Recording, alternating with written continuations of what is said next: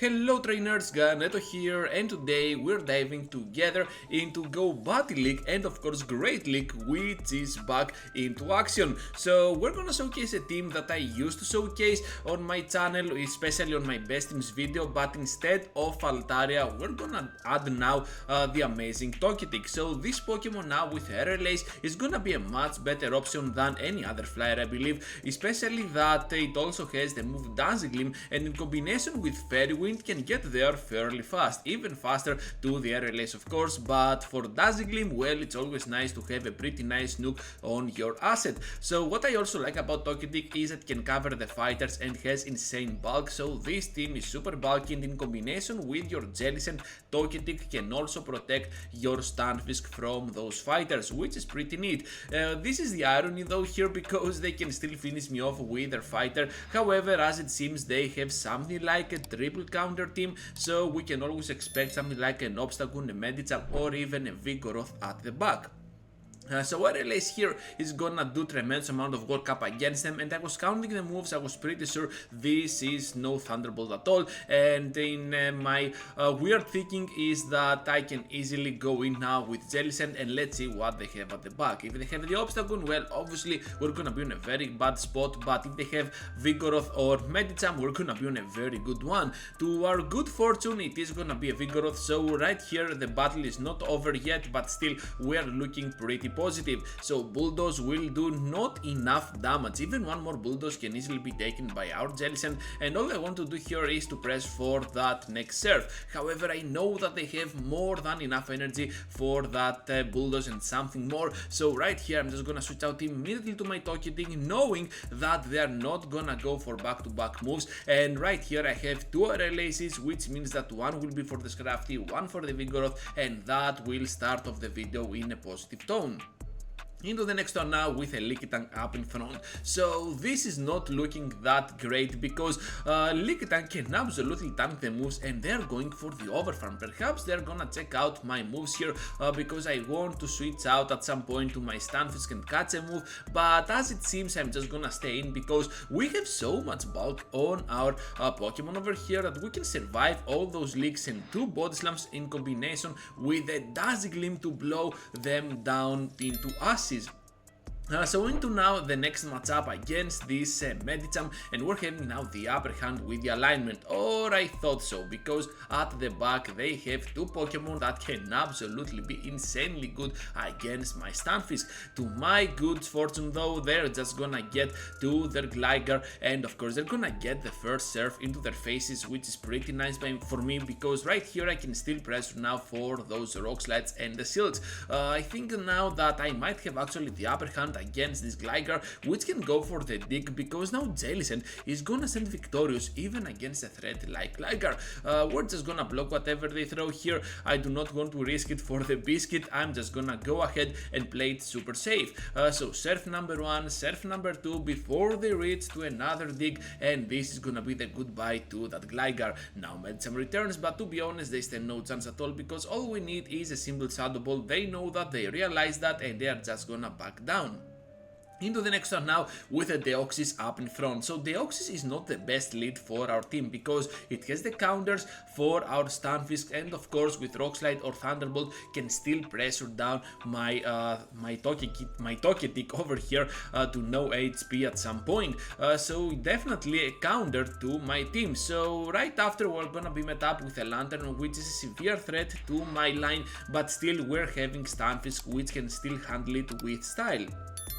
So over here they're gonna come into the battle with that Lantern and the serves, but I know that they need more time now this season after that Spark nerf for the energy gain, so we can definitely rely on that and finish off that Lantern. Right after they're gonna survive with 1 HP on the Deoxys, and since I know here that they have the Golisopod, I'm not gonna spend any shield at all. I know that those RLACs can be kinda clutch for me, so I'm just gonna go with back-to-back moves for that Golisopod, and right after we have Jellicent, which can easily come in and survive whatever they throw here. Only the Shadow Claws are gonna be super effective, and of course one Shadow Ball will just seal the deal up against that Pokemon. Of course we need to be extra careful because they might actually go ahead and catch the move, and if they do so, perhaps we're gonna be in a pickle. So I'm just gonna press right immediately right after they throw their move my Shadow Ball, because most people are not gonna expect that move, and of course down they go in the process. Now into the next one now with the Venusaur. So our fairy type here is looking pretty solid even against the Venusaur, which is a poison type, and this is mainly because of our flying attribute. So at this point I'm just gonna get to back aerial aces, but first we have to respect the damage from a Sludge Bomb. However, this trainer decides to go for the Frenzy Plant, and we're just gonna block the bad move. Of course, I couldn't have known at this point, and I'm just gonna sacrifice 2 shields in the process. This time they are gonna get to the Sludge Bomb. They are trying to catch one aerial ace, but we know better, since now we can respond back at them with a heavy counter to that Red Steel, and that is the Pocket Trap Pokemon. So we're having here the Earthquake, which can absolutely be devastating for this Steel Metal trash can, and right after we're gonna fall down to the next Focus Blast. It doesn't matter because now Jellicent can go in and start farming down all that crucial energy. Now let's see what they have at the back, because they return into the battle with the Venusaur. You know what? This is looking pretty wonderful for us, because I know they're getting super close to the Frenzy Plant. I do not want to risk it at all, so instead I'm gonna go with back-to-back moves, one Surf, one Aerial Ace, and now the Gligar stands no chance, so they will back out. Into the next opponent now, and we're having an Alola Sandslash up in front. So obviously Sandslash and Lantern are those 2 Pokemon that we are afraid of, especially up in front, so we have to play accordingly, and especially pretty well up against them. So right here we're just gonna get to our safe switch, which is Stunfisk, and to be honest I am not super comfortable with that situation, but still, since we didn't get that shield first on the Sableye, now I have to take it with my Earthquake. So we are both even on shields, and perhaps their Shadow, and we can do more damage than usual with our Surf, Shadow Balls, or even the Dazzling, so only time will tell on this battle. So over here now the Sableye will be so much pressuring for my team, and I have to immediately switch out into my Jellicent. Look at how much damage those double Shadow Claws are gonna do, because it is already a Shadow Alola Sandslash, and right after I have to respond with that Surf. However, we can see that they are gonna block it, and we cannot reach even to the next one.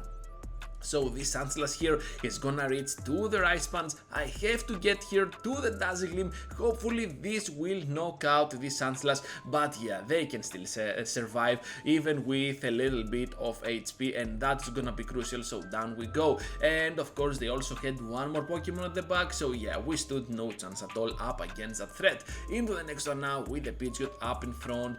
So yeah, this is not looking that great, but still not that bad. It's kinda even, I guess, especially since they want to overfarm so much. Perhaps they're thinking that I'm trying to catch a move. Not gonna do that, not yet, because I know that a Feather Dance can be absolutely devastating, and also I have a Pokemon that is severely weak to that Pidgeot, and that Pokemon is of course Jellicent. Now they switch out into their Swampert, and this is looking pretty wonderful for us, because Earthquake can be taken at least once from our Pokemon, and right after we can respond with a heavy hitting Shadow Ball. Of course I can survive because yeah, it's a Swampert. This Pokemon is the god of Great League, and right after we're gonna fall down to those moves. Doesn't matter though, because we're having the shield advantage and we need to start blocking. Doing that, we can get out of here with a good amount of HP on our Stunfisk, and right after I'm just gonna call it, but instead they're gonna throw the Hydro Cannon, which is gonna hit me for a lot of damage, but still we can kinda survive.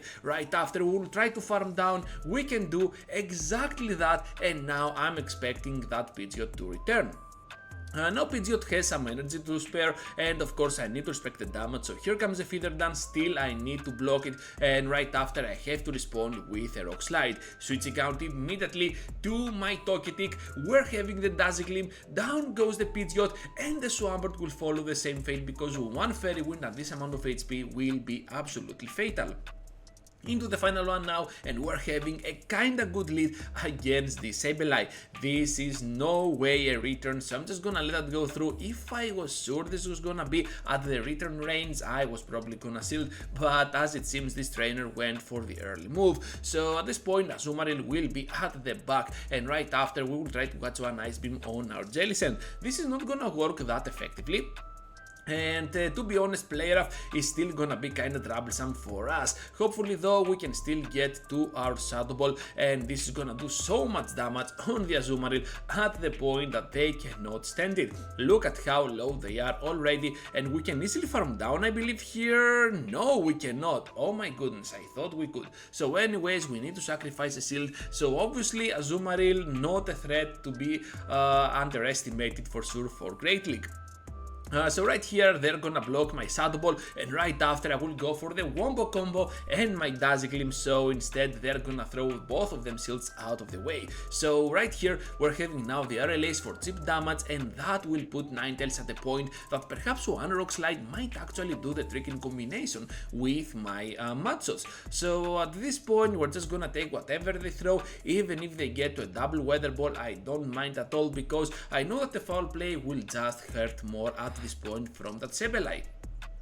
So Rock Slide will put that Ninetales super low. We can still survive one more Weather Ball, and right after we can complete the farm down. Having here the Earthquake will mean that this Sableye stands no chance. So look at the damage output, absolutely wonderful, and unless they have a double foul play, which I do not think so, we can easily farm down, and that is gonna be a glorious win to end this video. Thank you for watching, trainers, and for staying till the end. Just be sure to leave a huge like before you go, and of course please consider subscribing to my channel if you want to see more of my content here on YouTube. And with that said, I have 2 videos for you to check out, so feel free to do so, and I will see you all into the next one.